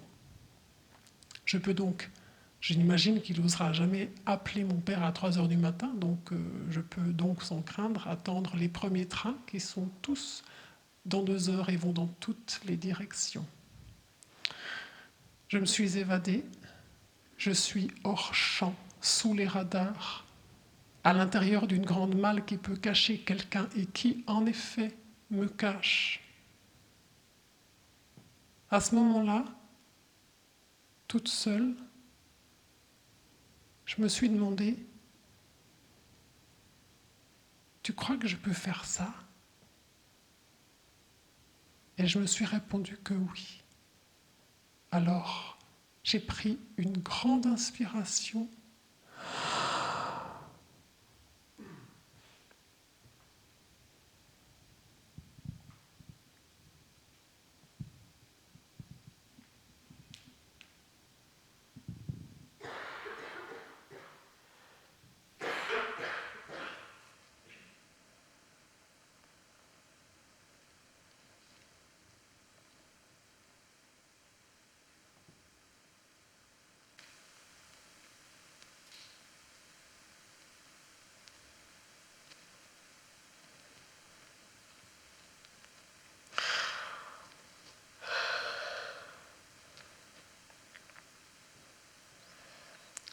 Et je réapparais 8 mois plus tard sur la place publique de la République à Paris, en France donc.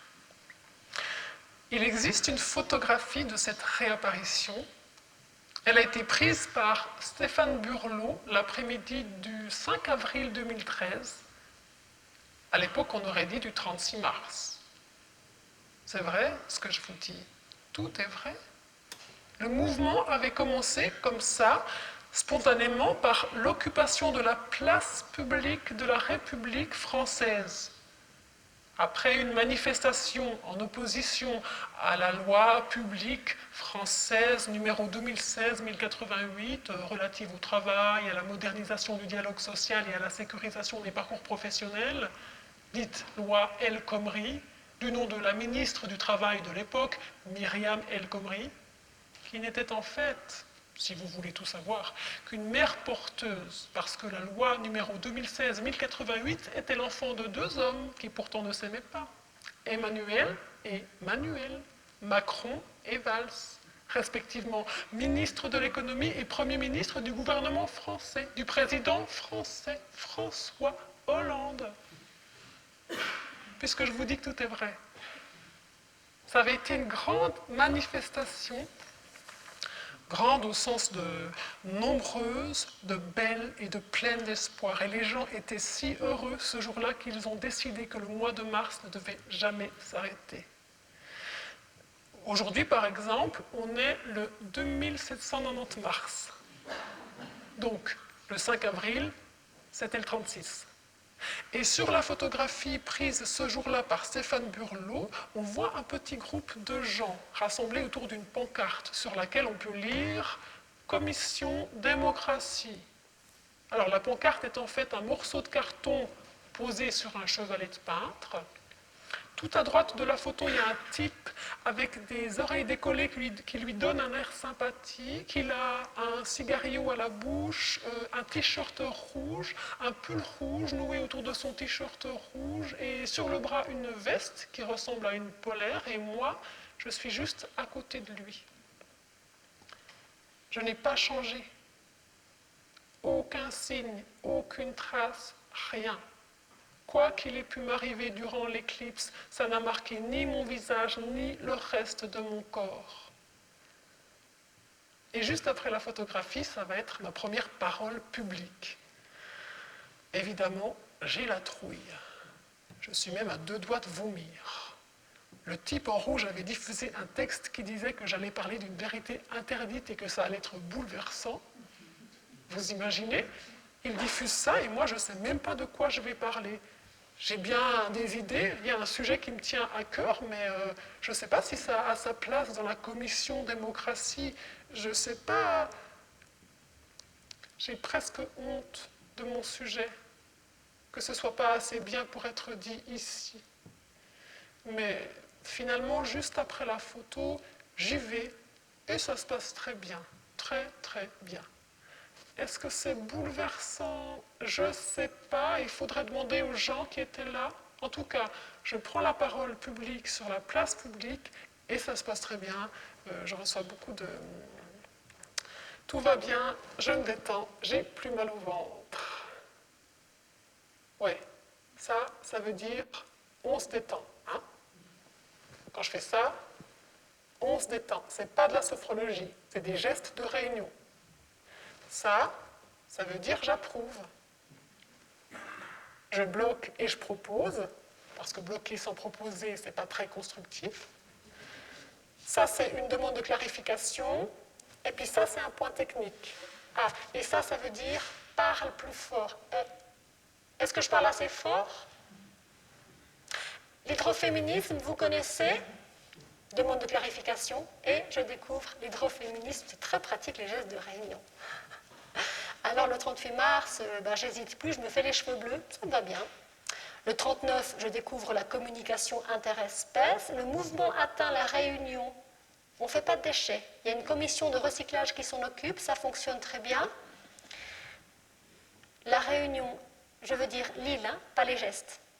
Le 40 mars, on est allé prendre l'apéro chez Manuel Valls au palais de Matignon.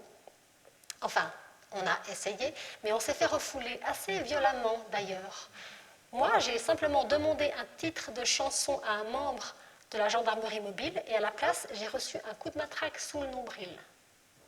Un exemple criant et regrettable d'échec de communication interespèces. Ça m'a fait tellement mal que j'ai fini par aller voir le docteur Monde. Pas tout de suite, hein, parce que je suis une fille courageuse. Et aussi parce que le docteur Monde est un ami de mon père. Ça m'embêtait d'aller voir un ami de mon père. Mais c'est quand même le spécialiste en la matière.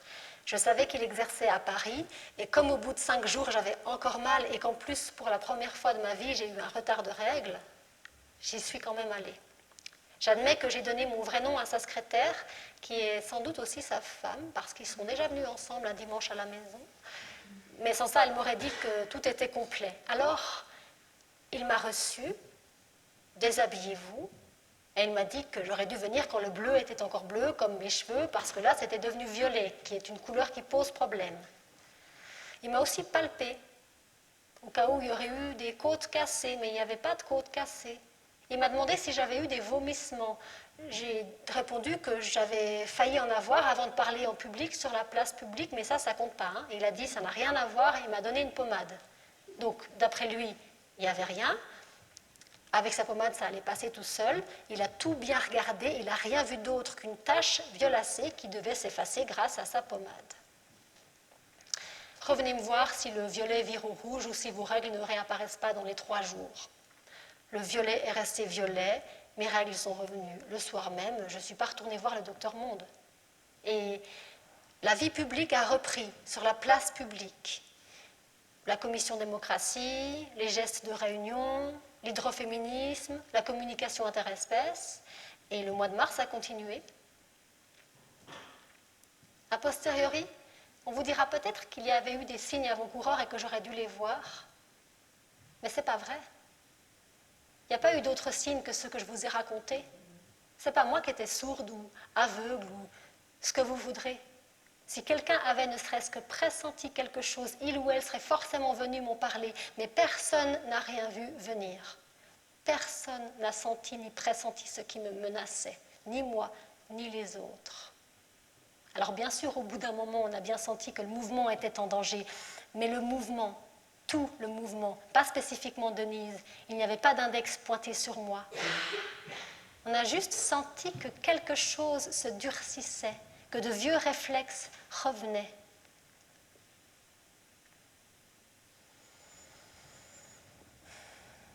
Au début, ça allait.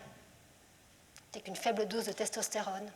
Juste des hommes qui parlaient plus fort que les femmes ou qui annonçaient sans vous consulter que vous allez aborder une vérité interdite et que ça allait être bouleversant. Et puis certains ont trouvé qu'il fallait répondre aux forces mobiles par notre force à nous. D'autres voulaient organiser le mouvement ou diriger des commissions. Au dehors, il y avait les membres mobiles qui nous tapaient dans le ventre avec leurs matraques. Au début, c'était seulement quand on quittait la place publique pour aller prendre l'apéro chez le Premier ministre ou griller des marshmallows devant l'Assemblée nationale. Mais au bout d'un moment, ils ont aussi voulu nous expulser à la nuit tombante. Il y en a aussi, mais ça, c'est des autres, qui ont essayé de faire ce qu'on appelle de l'entrisme. C'est-à-dire qu'ils voulaient entrer. Alors à la base, ça n'aurait pas dû être un problème. Il n'y a pas de clé. Tout le monde peut entrer. Sauf que ceux de l'entrisme, c'est des gens qui veulent entrer chez vous pour y pondre un œuf, comme les coucous. On parle aussi de noyautage. Remplacer un noyau par le noyau d'un autre fruit, et petit à petit, votre fruit devient leur fruit. Mais l'entrisme n'a pas fonctionné avec nous. La place publique était vigilante, les gens étaient aguerris, on faisait attention. Et pour tout vous dire, on n'a pas duré assez longtemps pour devenir un fruit mûr comestible, parce que la nuit du 53 au 54 mars, les forces mobiles ont décidé d'en finir avec nous.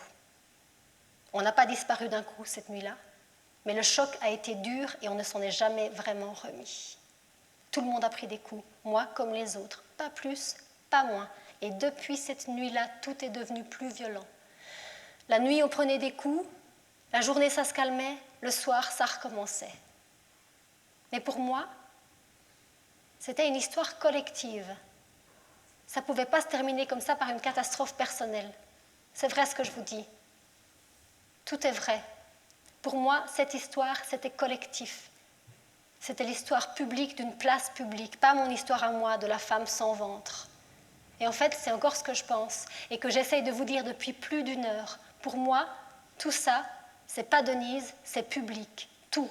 Stanislas dans ma cuisine, la malle assez grande pour que quelqu'un s'y cache, les larves pondues dans les fruits mûrs, les chevaux qui courent sur une polaire, le coup de matraque sous mon nombril, les clés que je n'ai jamais eues, le bleu, le violet, le retard de règles, tout est public et l'a toujours été. Même les contractions qu'au début personne ne voyait, ni moi, ni les autres.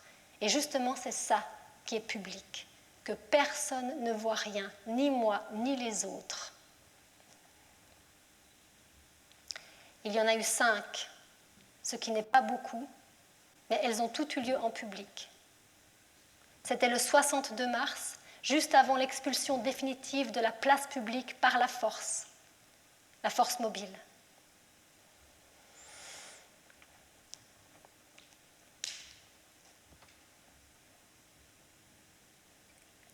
La première m'a mise au sol. Je suis tombée sans comprendre.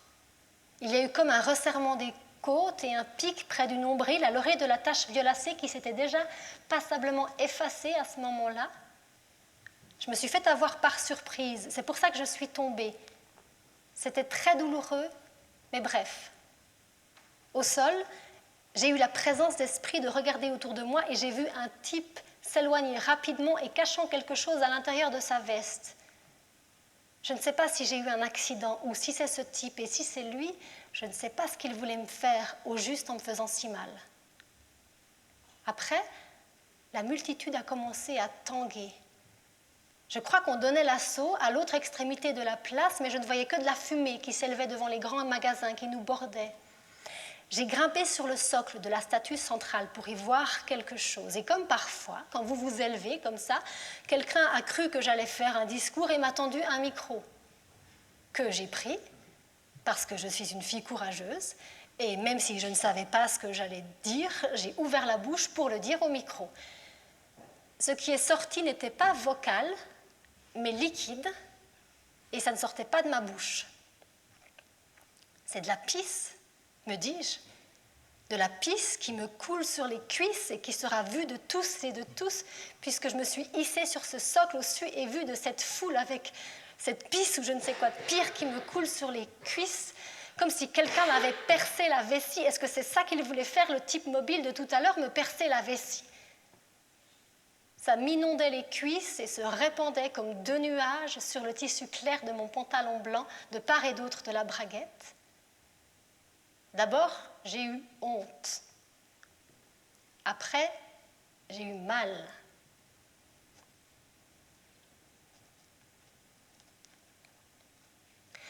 Un peu plus que la fois d'avant, et plus à l'intérieur, mais au même niveau, entre mon sexe et mon nombril, à équidistance entre la fin de la tache violacée et le haut du nuage qui s'écoulait sous moi. Je suis tombée à nouveau, mais de plus haut cette fois, puisque j'étais perchée sur ce socle si visible. J'ai glissé dans un Larsen parce que je n'avais pas lâché le micro qui amplifie mon cri, diffusant ma douleur dans les enceintes et le choc de ma chute sur toute la place publique. Au sol, personne n'a osé me tendre la main parce que je me tordais de douleur. Et je n'ai pas réussi à voir si l'homme mobile était à nouveau dans les parages. Tout le monde a commencé à avoir peur. Et moi aussi. Dès que la douleur a cessé, elle a cessé d'un coup. J'ai eu peur. Malgré mon courage, j'avais plus honte, j'avais peur. Comme tout le monde. Tout le monde avait peur, et moi aussi, qu'il se soit mis en tête de nous expulser avec des moyens inédits et monstrueux tels que le percement de vessie. Et la multitude s'est soudain vue secouée d'un bout à l'autre de la place publique parce que les forces chargeaient des 2 côtés, renversant à l'est l'étal de sandwich à prix libre et à l'ouest la porte en carton qu'on avait construite et sur laquelle on avait écrit « Cette porte tiendra », mais qui bien sûr n'a pas tenu. Prise en tenaille, on s'est contracté en une masse compacte au centre de la place et ma douleur a éclaté pour la 3e fois. La même douleur, mais qui avait pris de l'ampleur ou de la densité, ou même les deux, un mal alternativement dense et ample, un mal qui n'arrivait pas à trouver sa place et qui la cherchait en fourraillant. La douleur était trop grande pour moi, elle dépassait mon corps, c'était celle de toute cette foule, mais ramassée, restreinte, confinée dans mon corps, contractée et battante comme le cœur de cette foule, prise en tenaille par les forces de l'Est et celles de l'Ouest entre ma chatte et mon nombril ou derrière, ou qui s'entrefibraient avec ma chatte et mon nombril et me les cisaillaient comme un crabe ou une baudruche gonflée ou, je sais pas, gonflée en forme de crabe mais dont les pinces sont en fait carapace acérée et puis stop. Une fois encore, ça s'arrête d'un coup. Les sandwichs à prix libre avaient été piétinés, la porte en carton s'était faite défoncer, les forces mobiles se sont immobilisées. Derrière leurs escadrons se rangent maintenant les canons à eau de la préfecture de police. Les hommes arment leurs lanceurs de grenades. Peut-être qu'il y a eu une sommation, peut-être même pas, et la douleur revient, insupportable. Encore plus forte. La douleur au milieu des gaz lacrymogènes et des cris de la multitude effrayée sans que nul n'avance ni ne recule, ni eux, ni nous. Les forces de l'Est et celles de l'Ouest, ensemble, coordonnées, viennent de tirer chacune une seule et unique salve et nous, on crache nos poumons sur le bitume. Je me tords à nouveau de douleur comme une atroce habitude qui s'installe et qui finit par attirer l'attention de mon entourage. C'est le 4e accès, l'avant-dernier, et le répit qui lui succède est particulièrement court. Juste le temps pour une femme que je ne connais pas de s'accroupir à mes côtés et me dire quelque chose que je n'entends pas. Ensuite, c'est l'assaut final, sans sommation cette fois, j'en suis certaine. Canons à eau et grenades se soulagent et les fantassins se mettent en marche, un pas après l'autre. Une pince de crabe à l'est, une pince de crabe à l'ouest qui nous ramasse au centre, nous presse, nous écrase, nous contracte. On s'entasse et ma douleur devient un beat. Une pulsation sans trêve, le diable qui respire, une pédale de grosse caisse garnie d'épines et de poivre rouge me bat la mesure entre les reins.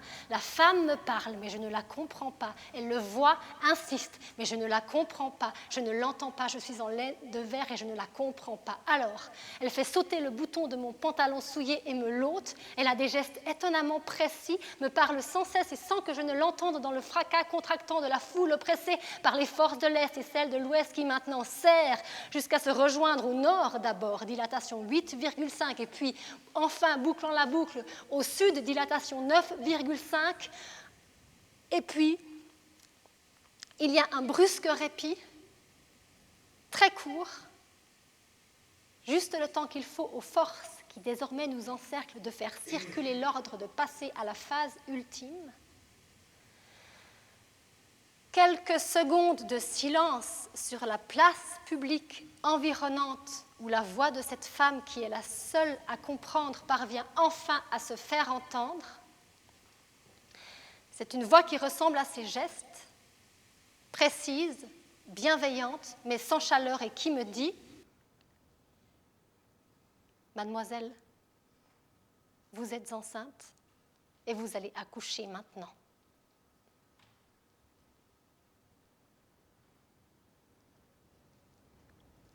Dilatation totale, déni total, déni de grossesse. Voilà. J'ai fait un déni de grossesse. Et depuis le début, le tout début, depuis les bonjours, depuis les introductions, depuis les rires contagieux, c'est ça que je vous raconte. Ou que je ne vous raconte pas, que je ne parviens pas à vous raconter parce qu'on ne peut pas le raconter. Alors il se met à pleuvoir. La femme lave ses mains avec l'eau de sa gourde. Les canons tirent de concert une dernière salve. Mon ventre devient d'un coup aussi gros qu'il faut l'être et votre tête apparaît. Mademoiselle, vous êtes enceinte et maintenant vous accouchez. Tout ça sur la place publique depuis le début et sans personne pour y voir clair. Les compagnies républicaines ouvrent une brèche au sud et resserrent aux 3 autres points. C'est comme une poche à douille. La multitude est expulsée dans la douleur tandis que je vous accouche, entre les mains étonnamment expertes d'une inconnue qui vous pose sur mon ventre, au beau milieu d'une place publique vidée de son public, et qui dit encore avant de s'effacer à son tour, pour qu'il n'y ait plus au monde que vous et moi, mademoiselle, vous étiez enceinte, et maintenant, vous avez accouché.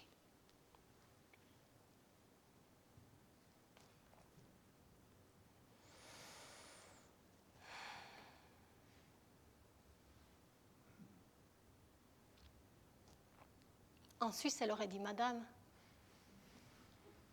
Mademoiselle, c'est les Français, non?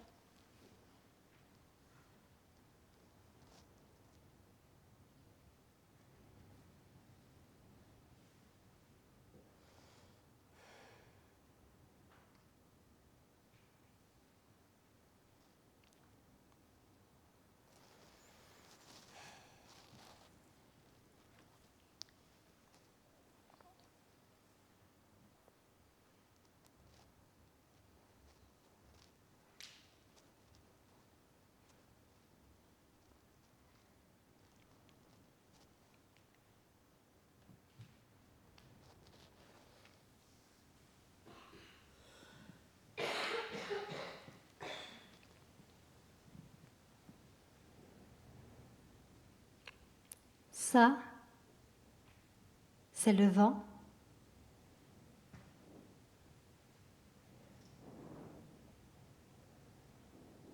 Ça,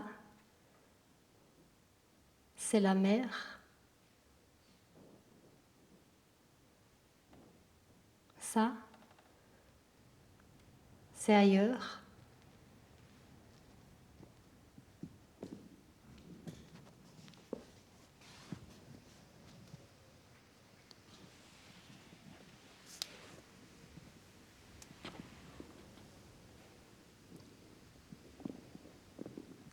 Ça, c'est une disparition.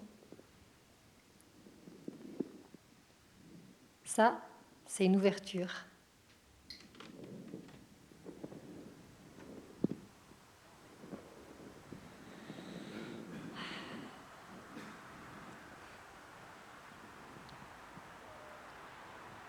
Ça, c'est un arbre en entier.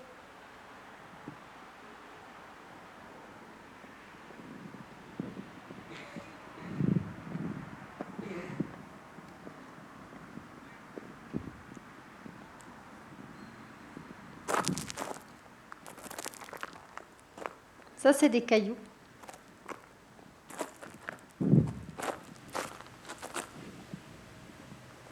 Ça, c'est du ciel.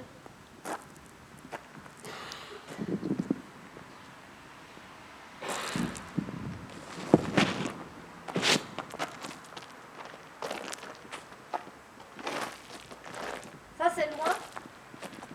Loin.